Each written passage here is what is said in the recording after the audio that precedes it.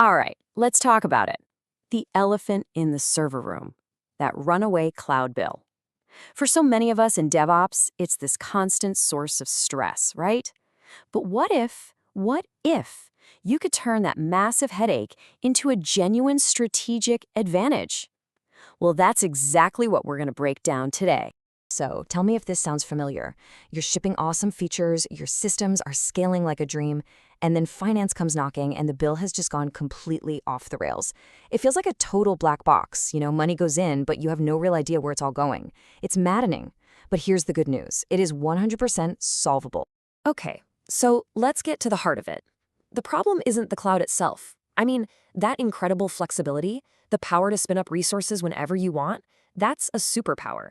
But as our source material puts it so perfectly, elasticity without governance leads to waste. That amazing power, when it's left unchecked, is exactly why our costs spiral out of control.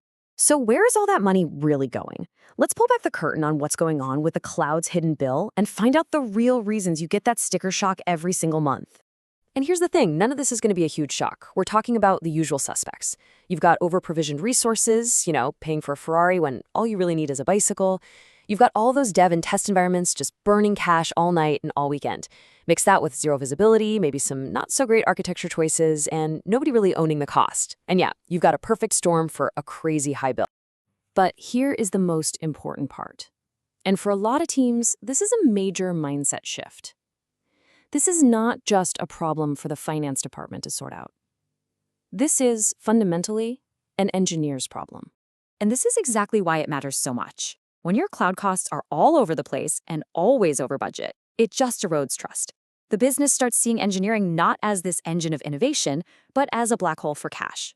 Your team's credibility is literally on the line. So, how are the best teams solving this? Well, they're building a bridge. On one side, you have DevOps, the experts at building and running complex systems. On the other, you have FinOps, the experts in optimizing cloud spend. You bring them together, you give them shared goals, shared tools, and you create this culture that we call DevFinOps. It's about empowering engineers to make cost-aware decisions from day one. Okay, so we've nailed down the why. Now, let's get our hands dirty with the how. It's time to crack open the optimization playbook and walk through the actual actionable things you can do to get that spend back under control. So the first rule of cloud economics is really simple. You cannot optimize what you cannot see. It's impossible. So step one is all about getting total visibility. And that means you have to tag everything. Every single resource has to be tied to a team, a project, a feature. This is how you assign ownership, and it's how you actually see who's spending what. Without this, you're just flying blind. All right, once you can finally see where the money's going, the most powerful tool in your toolbox is right-sizing. It's this incredibly simple but powerful idea of matching your resources to what your application actually needs, not what you think it might need 3 years from now. And this right here is where you, as an engineer, can be a hero, like tomorrow. Look at your dashboards. Are those VMs just sitting there, barely breaking a sweat? Downsize them. Are your containers asking for way more memory than they ever use? Tune those limits. And please, for the love of your budget, go clean up those ancient, unattached storage volumes and snapshots that are just quietly draining your bank account. Now, right-sizing is fantastic for those steady, predictable workloads, but what about the spiky ones? That's where automation becomes your absolute best friend.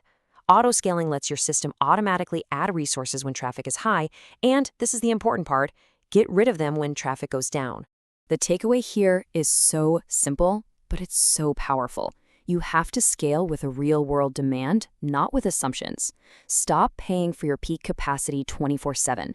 Let your architecture react to reality, and you'll only pay for what you're actually using. Okay, next up is one of the biggest and honestly one of the easiest sources of waste to go after. Your non-production environments. I mean, think about it. Your dev, your staging, your QA environments. Do they really need to be running all day, every day? Nope. And that's where environment lifecycle management is a total game changer.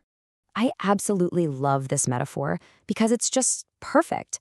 Leaving those environments on overnight and on the weekends is exactly like leaving the lights on in an empty office building. It is pure 100% unadulterated waste. The solution? Just turn them off. Automate the shutdown. Now hang on. Before you go out and start slashing and burning every resource you can find, we need to talk about something really important.